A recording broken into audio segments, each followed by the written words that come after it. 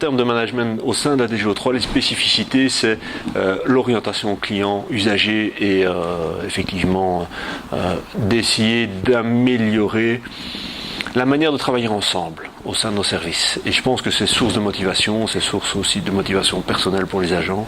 Je pense que vraiment la société a évolué et nous, administration, nous devons nous adapter à cette évolution. Nous devons nous rendre compte que nous travaillons pour les citoyens, pour les entreprises, pour les communes et que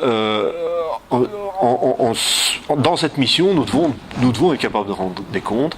Un des constats que j'avais fait était qu'on avait une administration qui traitait énormément de matières, qui remplissait énormément de missions totalement différentes.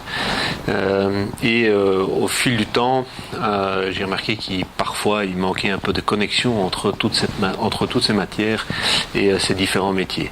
Et donc la première chose que j'ai faite en arrivant, c'est d'essayer de bien cerner un petit peu, de faire cette cartographie, arriver à une matrice où on a au sein de la DG 9 métiers différents pour 16 matières différentes. Depuis effectivement quelques mois, on a passé un marché public pour se faire aider par un bureau de consultance. Ce sont des gens qui viennent et qui mettent aussi les agents et tout le management devant leur réalité, devant leurs contradictions parfois.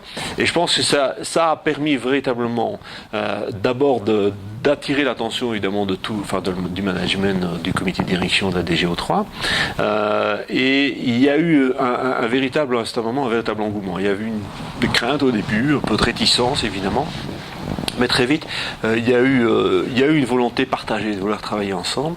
Un des points pour moi importants, c'est se faire aider pour arriver à cette phase de conscientisation et d'appropriation par le management.